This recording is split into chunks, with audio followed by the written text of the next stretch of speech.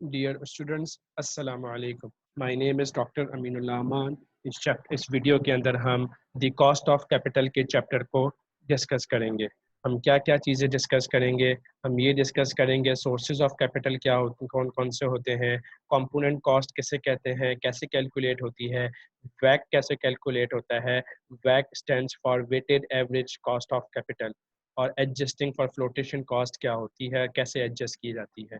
ये चार चीज़ें हम इस चैप्टर के अंदर डिस्कस करेंगे। सबसे पहले हम सोर्सेज ऑफ कैपिटल को डिस्कस कर रहे हैं। देखें, आपको पता है कैपिटल किसे कहते हैं? सरमाए को कहते हैं। लॉन्ग टर्म कैपिटल, अगर किसी ऑर्गेनाइजेशन को लॉन्ग टर्म कैपिटल चाहिए इन्वेस्टमेंट करने के लिए, बिल्डिंग खरीदने के लिए, मशीन खरीदने के लिए, कोई नया प्रोजेक्ट लगाने के लिए, किसी ऑर्गेनाइजेशन को लॉन्ग टर्म कैपिटल चाहिए, तो उसके पास कौन कौन से ऑप्शंस अवेलेबल होते हैं? कॉमनली सबसे पहला ऑप्शन उसके पास ये होता है कि वो लॉन्ग टर्म डेट ले ले, यानी लोन ले ले वो।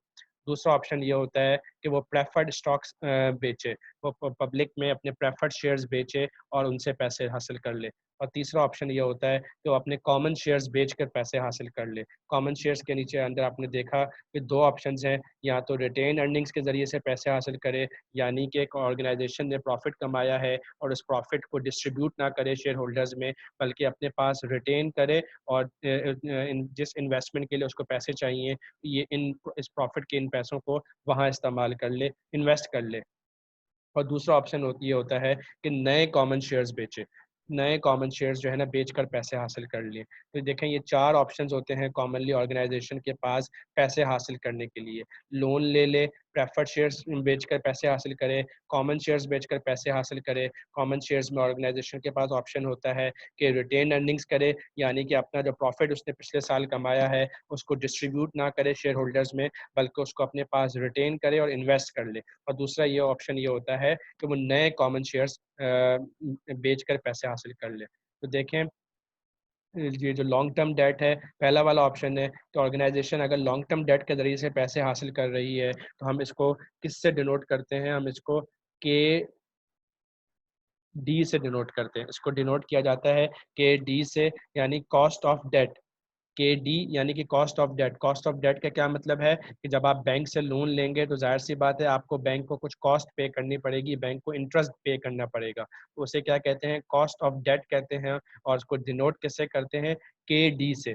और अगर आप प्रेफर्ड शेयर्स बेचकर पैसे हासिल कर रहे हैं तो जाहिर से तो कॉस्ट ऑफ प्रेफर्ड शेयर्स, या जाहिर सी बात है जब आप प्रेफर्ड शेयर्स बेचकर पैसे हासिल करेंगे तो उन शेयर होल्डर्स को आपने कुछ ना कुछ कॉस्ट पे करनी पड़ेगी, उनको आपने कुछ ना कुछ रिटर्न देना होगा, तो उसे क्या कहते हैं? कॉस्ट ऑफ प्रेफर्ड शेयर्स कहते हैं, और उसको डिनोट करते हैं के पी से। ठीक है जी। और अगर आप पैसे जो है कॉमन स्टॉक के ज़रिए से हासिल कर रहे हैं, कॉमन स्टॉक में आपके पास दो ऑप्शंस हैं। पहला ऑप्शन ये है कि आप रिटेन अर्निंग्स के ज़रिए से पैसे हासिल कर रहे हैं, तो इसको डिनोट किया जाता है के एस से। और अगर आप नए शेयर्स बेचकर पैसे हासिल कर रहे हैं तो इसको डिनोट किया जाता है के ई से। ठीक है जी। अच्छा, समझने की चीज़ ये है कि नॉर्मली और क्या होता है कि ऑर्गेनाइजेशन को जब पैसों की ज़रूरत होती है तो organisation combination of options use करती है। कुछ पैसे लॉन्ग टर्म लोन के ज़रिए से हासिल करती है, कुछ पैसे प्रेफर्ड स्टॉक के ज़रिए से हासिल करती है, कुछ पैसे कॉमन स्टॉक के ज़रिए से हासिल करती है, या कुछ पैसे लॉन्ग टर्म लोन के ज़रिए से हासिल करती है और कुछ पैसे कॉमन स्टॉक के ज़रिए से हासिल करती है। फॉर एग्जाम्पल, एक ऑर्गेनाइजेशन को 10 लाख रुपए की ज़रूरत है, तो ऑर्गेनाइजेशन ने क्या डिसाइड किया कि हम 4 लाख रुपए लॉन्ग टर्म लोन लेंगे और बाकी 6 लाख रुपए शेयर्स बेचकर हासिल करेंगे। तो 40% जो है ना वो लॉन्ग टर्म लोन ले रहे हैं और 60% वो कॉमन शेयर्स के जरिए से पैसे हासिल कर रहे हैं। और कॉमन शेयर्स के अंदर दोनों ऑप्शन हैं कि रिटेन अर्निंग्स के से भी हासिल कर सकते हैं और न्यू कॉमन शेयर्स बेचकर भी पैसे हासिल कर सकते हैं। ठीक है जी। तो ये क्या है? ये सोर्सेज ऑफ कैपिटल है कि कहाँ कहाँ से कैपिटल जो है ना ऑर्गेनाइजेशन को हासिल हो सकता है। नेक्स्ट स्लाइड के अंदर हम नेक्स्ट स्लाइड में हम वैक का फॉर्मूला देख रहे हैं। वैक वैक वैक किसे कहते हैं? Weighted average cost of capital. इसका फॉर्मूला देख रहे हैं। पहले हम फॉर्मूला देखते हैं, मॉडल देखते हैं, उसके बाद मैं आपको बताऊंगा कि इसको वैक क्यों कहते हैं। तो देखें फॉर्मूला क्या बता रहा है। वैक is equals to W D multiply by K D. W D किसे कहते हैं? Weightage of debt. Weightage of debt, for example example से बात समझे। एक ऑर्गेनाइजेशन है, उसको 10 लाख रुपए चाहिए। ऑर्गेनाइजेशन के बोर्ड ऑफ डायरेक्टर्स ने ये डिसाइड किया, फाइनेंशियल मैनेजर्स ने ये डिसाइड किया कि ये जो 10 लाख रुपए हैं, इसमें से 4 लाख रुपए बैंक से लोन लिया जाएगा। 4 लाख रुपए बैंक से लोन लिया जाएगा। 2 लाख रुपए जो है, मैं इसको आपके सामने आपकी आसानी के लिए लिख भी देता हूँ। 4 लाख रुपए बैंक से लोन लिया जाएगा। 2 लाख रुपए कॉमन शेयर्स लिए जाएंगे। और 2 लाख रुपए बाकी 4 लाख रुपए, बाकी 4 लाख रुपए कॉमन स्टॉक के जरिए से हासिल किए जाएंगे। तो तीनों ऑप्शंस यूज़ कर रही है ऑर्गेनाइजेशन। तो देखें 40% क्या हुआ, लॉन्ग टर्म लोन से पैसे आ रहे हैं, 20% प्रेफर्ड शेयर से पैसे आ रहे हैं, और बाकी 40% कहाँ से हासिल हो रहे हैं, कॉमन शेयर से हासिल हो रहे हैं। तो ये जो 40% क्या है, ये WD है। ये जो 20% है, ये क्या हो गया, ये WP हो गया। और 40% क्या हो गया, WC हो गया। तो वेटेज का क्या मतलब है, 40%, 20%, 40%। एक और ऑर्गेनाइजेशन है, वो उसने ये डिसाइड किया हमें 10 लाख रुपए चाहिए, हम 4 लाख रुपए बैंक से लोन लेंगे और 6 लाख रुपए कॉमन शेयर से हासिल करेंगे। तो 40% क्या हो जाएगा, WD हो जाएगा, और 60% क्या हो जाएगा, WC हो जाएगा। ठीक है, तो इसे कहते हैं WD, WP, WC। उसके साथ क्या लिखा हुआ है, KD। मैंने आपको भी पिछली स्लाइड में दिखाया कि KD किसे कहते हैं, कॉस्ट ऑफ डेट को कहते हैं। KD किसे कहते हैं, कॉस्ट ऑफ डेट को कहते हैं कि आप बैंक से जो लोन लेंगे उसके ऊपर आपको बैंक को इंटरेस्ट देना पड़ेगा, तो ये कॉस्ट ऑफ डेट है। 1 - T, 1 - T का मतलब है, T stand for tax. 1 - tax, ये इसका क्या मतलब है, ये मैं आपको नेक्स्ट स्लाइड के अंदर एक्सप्लेन करूंगा। Plus WP, weightage of preferred shares, जैसे यहाँ इस एग्जाम्पल में 20% है। और KP का क्या मतलब है, कॉस्ट ऑफ प्रेफर्ड शेयर्स। जैसे मैंने आपको पिछली स्लाइड में बताया कि जब आप प्रेफर्ड शेयर्स बेचेंगे और पैसे हासिल करेंगे, तो जाहिर सी बात है प्रेफर्ड शेयर होल्डर्स को आपको रिटर्न देना पड़ेगा। तो वो जो आप उनको रिटर्न देंगे वो आपके लिए कॉस्ट है, कॉस्ट ऑफ प्रेफर्ड शेयर्स।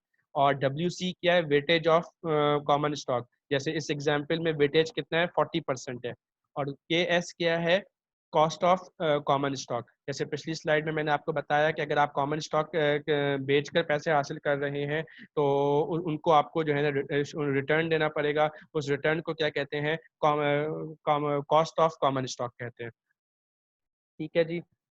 तो ये मैंने आपको वैक का फॉर्मूला जो है ना, देखें अब ये जो कॉस्ट है, एक ऑर्गेनाइजेशन है, सपोज उसने 4 लाख रुपए जो है लोन के जरिए से हासिल किए, 2 लाख रुपए प्रेफर्ड शेयर्स के जरिए से हासिल किए, और बाकी 4 लाख रुपए कॉमन शेयर से के जरिए से हासिल किए। तो देखें ये इस ऑर्गेनाइजेशन की कॉस्ट, कुछ कॉस्ट क्या होगी जो कि बैंक को पे करनी है, कुछ कॉस्ट क्या होगी जो कि प्रेफर्ड शेयर्स को पे करनी है, शेयर होल्डर्स को पे करनी है, और कुछ कॉस्ट ऐसी होगी जो कि कॉमन शेयर होल्डर्स को पे करनी है, क्योंकि ऑर्गेनाइजेशन ने तीनों से पैसे उठाए हैं। तो 40% कॉस्ट किसकी होगी, लोन की होगी। 20% कॉस्ट किसकी होगी, प्रेफर्ड शेयर होल्डर्स की होगी। और बाकी 40% कॉस्ट किसकी होगी, कॉमन शेयर होल्डर्स की होगी। तो ये इसे क्या कहते हैं, weighted average cost of capital. यानी आपकी जो कॉस्ट है वो वेटेड एवरेज है।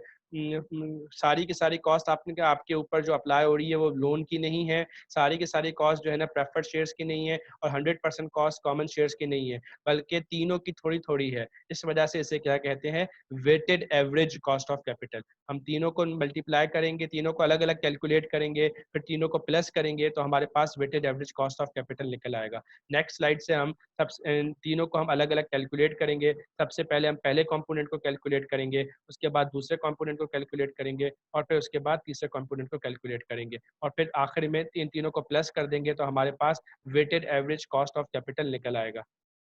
ये हम क्यों निकालते हैं, मैंने आपको बता दिया।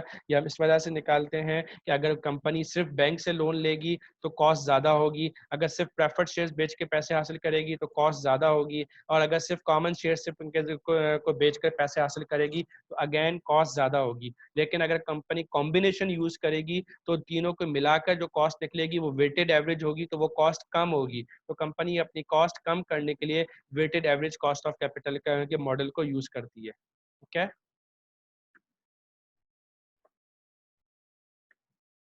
तो हम सबसे पहले पहला वाला जो कंपोनेंट है इसके अंदर कॉस्ट ऑफ डेट, उसको कैलकुलेट करेंगे। ये देखें यहाँ पे कॉस्ट ऑफ डेट कैलकुलेट हुआ है, उससे पहले ऊपर क्या लिखा हुआ है, इंटरेस्ट इज टैक्स डिडक्टेबल। ये समझने की ज़रूरत है। देखें, एक ऑर्गेनाइजेशन जिसने बैंक से लोन लिया हुआ होता है और उसको उस बैंक के लोन के ऊपर इंटरेस्ट पे करना होता है, तो ये जो इंटरेस्ट ऑर्गेनाइजेशन पे करती है, तो गवर्नमेंट क्या करती है, उतना टैक्स कम कर देती है जितना ऑर्गेनाइजेशन ने इंटरेस्ट दिया होता है। फॉर एग्जाम्पल, एक ऑर्गेनाइजेशन ने इंटरेस्ट दिया है 10,000 रुपये और उस ऑर्गेनाइजेशन के ऊपर टैक्स कितना बनता है, 25,000 पे बनता है।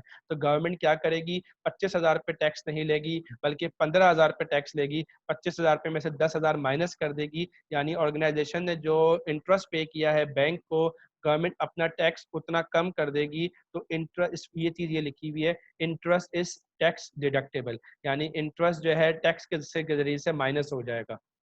तो इस वजह से हम जब कॉस्ट ऑफ डेट कैलकुलेट करते हैं, उसको हम मल्टीप्लाई करते हैं 1 - t से, ताकि ये जो इंटरेस्ट टैक्स डिडक्टेबल है उसका जो है ना इन्फ्लुएंस आ जाए, उसका जो है इफेक्ट जो है ना आ जाए। तो देखें, एक ऑर्गेनाइजेशन है, फॉर एग्जांपल उसकी कॉस्ट ऑफ डेट कितनी है, 10% है।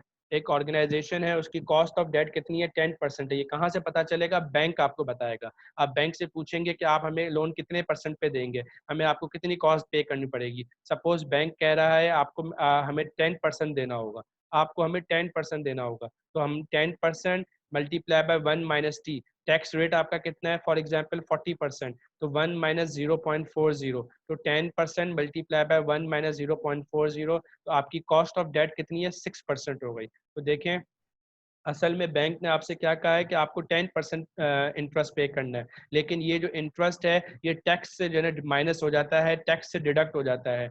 तो जब आपने उसको मल्टीप्लाई किया 1 - टैक्स से, तो आपके पास कॉस्ट ऑफ डेट क्या आई, 6%। तो अब आपने कितना पे करना है, 6% पे करना है, 10% पे नहीं करना। 6% आपने पे करना है, 10% पे नहीं करना, क्योंकि इसमें से 40% गवर्नमेंट पे कर रही है, 60% आप पे कर रहे हैं। तो इसलिए आपको 10% पे नहीं करना, 6% पे कर पड़ना है। तो यहाँ पे हमने क्या कैलकुलेट कर दिया, कॉस्ट ऑफ डेट कैलकुलेट कर दिया 6%, इस फॉर्मूला के जरिए से। ये BT जो लिखा हुआ है, BT stands for before tax, AT stands for after tax. जब आप कॉस्ट ऑफ डेट को 1 - t से मल्टीप्लाई करेंगे, तो कॉस्ट ऑफ डेट आपके पास आफ्टर टैक्स निकल आएगी। तो देखिए, मैं आपको दोबारा पिछला फॉर्मूला दिखाता हूँ, मॉडल दिखाता हूँ। तो हमने क्या कैलकुलेट कर दिया, पहला वाला कंपोनेंट कैलकुलेट कर दिया। अब हम सेकंड कंपोनेंट KP कैलकुलेट करने जा रहे हैं, यानी cost of preferred shares calculate करने जा रहे हैं। ये देखें, कॉस्ट ऑफ प्रेफर्ड शेयर्स कैसे कैलकुलेट होता है, ये उसका फॉर्मूला लिखा हुआ है, KP is equals to DP divide by PP। DP stands for dividend on preferred shares, PP stands for price of preferred shares. Preferred shares के ऊपर जो डिविडेंड दिया जा रहा है वो कितना है, और प्रेफर्ड शेयर्स की प्राइस क्या है, वो कितनी है। ये सब की सब चीज़ें आपको क्वेश्चन के अंदर गिवन होंगी। तो देखिए, ऊपर क्वेश्चन लिखा हुआ है, what is the cost of preferred stock. Preferred stock की कॉस्ट क्या है, अगर प्रेफर्ड स्टॉक की जो प्राइस है वो 111 रुपये है, और प्रेफर्ड स्टॉक के ऊपर जो आपने डिविडेंड देना है वो 10% मल्टीप्लाई बाय पार वैल्यू। यहाँ पे क्या लिखा हुआ है, 10% क्वार्टरली आपने डिविडेंड देना है, और पार वैल्यू कितनी है, 100। तो डिविडेंड कैसे निकलेगा, 100 मल्टीप्लाई बाय 10%। तो 100 का 10% कितना हो जाएगा, $10। तो आपने 10 जो है ना ऊपर न्यूमिनेटर में रख दिया, क्योंकि फॉर्मूला में क्या था कि डिविडेंड ऑन प्रेफर्ड शेयर्स। तो डिविडेंड ऑन प्रेफर्ड शेयर्स आपके पास कितना है, 10 है। कैसे निकला, 100 मल्टीप्लाई बाय 0.10, 10%। तो 100 क्या है, आपकी पार वैल्यू है। आपने पढ़ा है पहले, पार वैल्यू और फेस वैल्यू एक ही चीज होती है। किसी भी स्टॉक की जो फेस, प्रेफर्ड स्टॉक की जो फेस वैल्यू है, उसको आप मल्टीप्लाई कर दें डिविडेंड रेट से, परसेंटेज से, तो आपके पास डिविडेंड अमाउंट्स के अंदर निकल आएगा। तो यहाँ पे परसेंटेज कितना दिया हुआ है डिविडेंड का, 10% दिया हुआ है। उसकी फेस वैल्यू कितनी है, $100 है। तो 100 मल्टीप्लाई बाय 0.10 आपके पास डिविडेंड निकल आया। नीचे डिनोमिनेटर में प्राइस आपने लिखी, क्वेश्चन में दिया हुआ था, तो आपके पास कॉस्ट ऑफ प्रेफर्ड स्टॉक निकल के आ गई 9%। ठीक है जी। हम पिछली स्लाइड में मैं आपको दिखा दूं, हमने क्या कैलकुलेट कर दिया, सेकंड कंपोनेंट कैलकुलेट कर दिया, कॉस्ट ऑफ प्रेफर्ड स्टॉक। अब हम लास्ट कंपोनेंट कैलकुलेट करने जा रहे हैं, cost of common stock. Cost of common stock, तो देखें, कॉमन स्टॉक के अंदर आपने पीछे देखा है दो ऑप्शंस होते हैं, रिटेन अर्निंग्स और न्यू कॉमन स्टॉक। तो पहले हम पहले वाले ऑप्शन को कैलकुलेट करेंगे, फिर हम दूसरे वाले ऑप्शन को जो है ना कैलकुलेट करेंगे। पहले हम कौन सा ऑप्शन कैलकुलेट कर रहे हैं, कॉस्ट ऑफ रिटेन अर्निंग्स।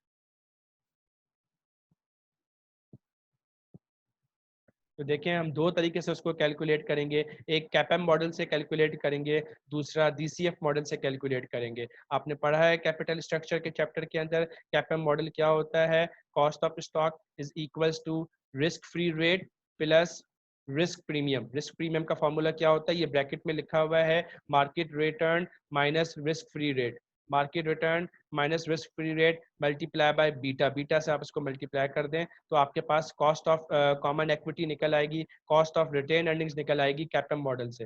दूसरा तरीका क्या है, DCF model. DCF stands for discounted cash flow model.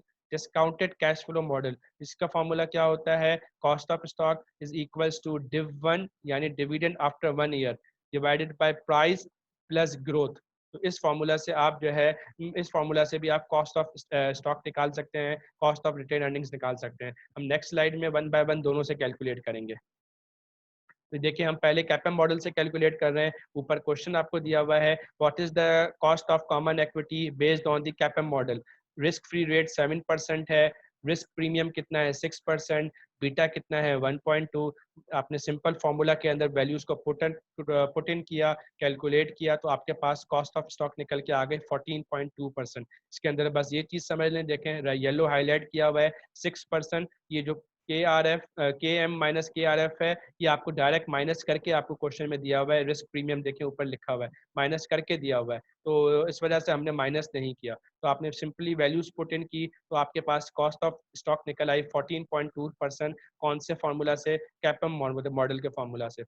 Next slide के अंदर हम दूसरा जो अप्रोच है डीसीएफ मॉडल यानी डिस्काउंटेड कैश फ्लो मॉडल, उससे जो है ना कैलकुलेट कर रहे हैं। क्वेश्चन में क्या दिया हुआ है, given div naught is equals to $4.19। Div naught का मतलब क्या होता है, current dividend. Current dividend, div naught का मतलब होता है करंट डिविडेंड, डिव वन का मतलब होता है डिविडेंड आफ्टर 1 ईयर। तो डी जीरो यानी div not means current dividend, और डी वन यानी डिविडेंड आफ्टर 1 ईयर।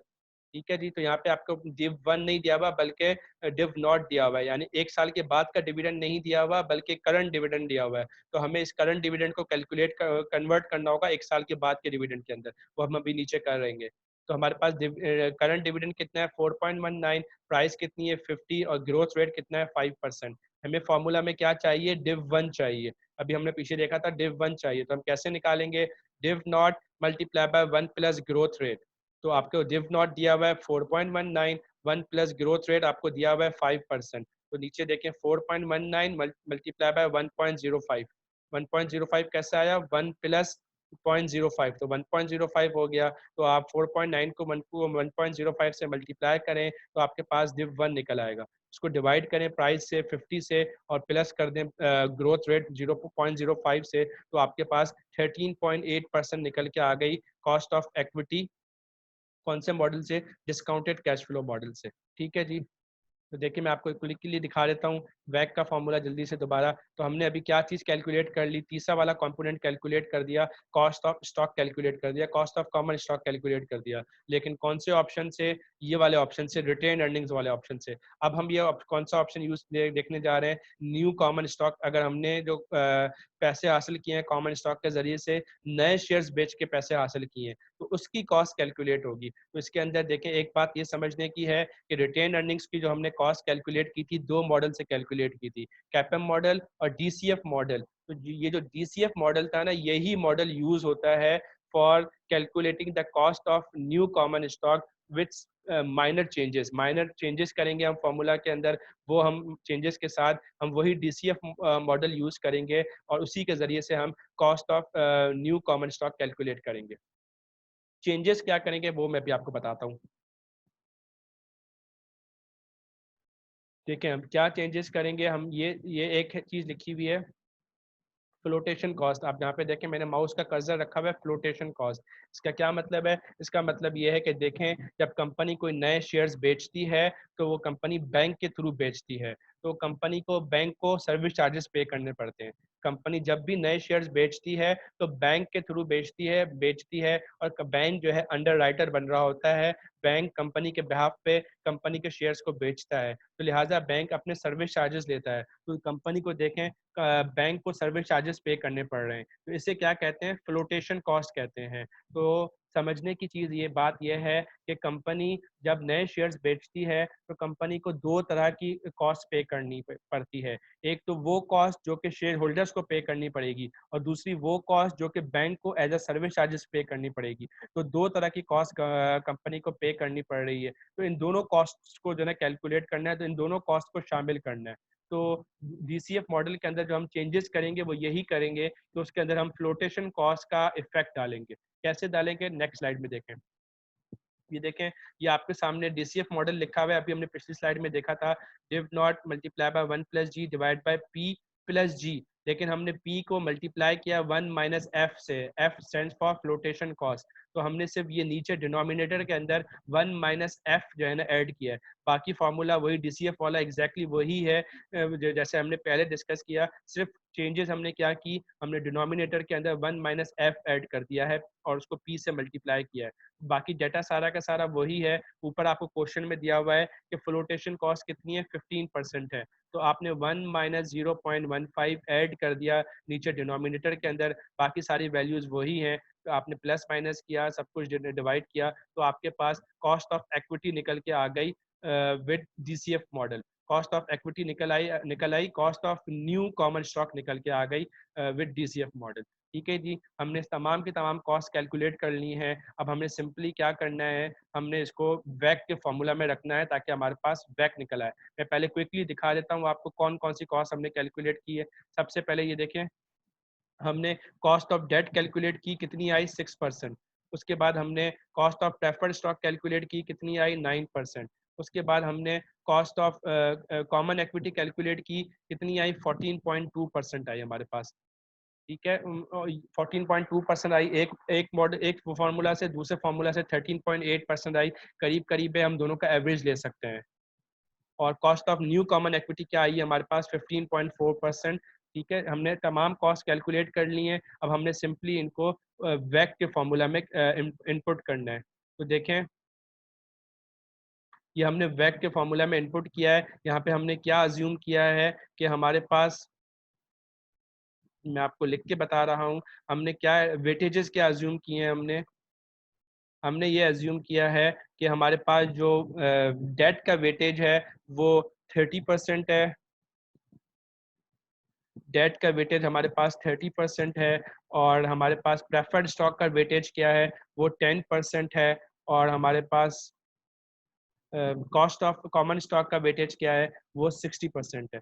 यानी कि कंपनी ने जो पैसे हासिल किए हैं, कंपनी को जो पैसे चाहिए, वो कंपनी ने 30% जो है लोन लिया है, 10% प्रेफर्ड शेयर्स लिए हैं, और बाकी 60% कंपनी ने कॉमन स्टॉक के जरिए से हासिल किए हैं। तो ये हमारे पास वेटेजेस आ गई, 0.30 30%, 0.10 10% और 0.6 60%। ये हमने वेटेजेस लिख दी। उसके साथ हमने उनकी कॉस्ट को जो है ना मल्टीप्लाई कर लिया, जो हमने अभी पीछे कैलकुलेट की है। 10% मल्टीप्लाई बाय 0.6, ये कॉस्ट ऑफ डेट हमने कैलकुलेट की। और 9% हमने कैलकुलेट की थी कॉस्ट ऑफ प्रेफर्ड स्टॉक, और 14% हमने कैलकुलेट की थी कॉस्ट ऑफ कॉमन स्टॉक। इनको मल्टीप्लाई करें, तीनों को प्लस करें, तो आपके पास कॉस्ट ऑफ डेट निकल के आ गई। और वो कितनी है आपके पास, 11.1% आ रही है। 11.1% आपके पास weighted average cost of debt निकल के आ गई। तो देखें, आपके कॉस्ट ऑफ कॉमन स्टॉक कितनी है, 14% है। कॉस्ट ऑफ प्रेफर्ड स्टॉक कितनी है, 9% है। कॉस्ट ऑफ डेट कितनी है, 10% है। यानी कंपनी की कॉस्ट कितनी है, 9% से लेकर 14% तक। 9% कॉस्ट ऑफ प्रेफर्ड स्टॉक है, 14% कॉस्ट ऑफ स्टॉक है, और बीच में कॉस्ट ऑफ डेट कितनी है कंपनी की, 10% मल्टीप्लाई बाय 0.6, तो 6% आ जाएगी। तो 6% से लेकर 14% तक कंपनी की कॉस्ट है, कंपनी की कॉस्ट ऑफ कैपिटल है। लेकिन जब हमने इनका वेटेजेस निकाले, weighted average cost of capital निकाली, तो कितनी आई, 11.1% आई। ठीक है जी, तो इस तरीके से weighted average cost of capital निकाली जाती है। यहाँ पे ये चैप्टर मुकम्मल हो गया है। तो उम्मीद है आपको चीज़ें समझ में आ गई होंगी। See you in the next video. अस्सलाम वालेकुम।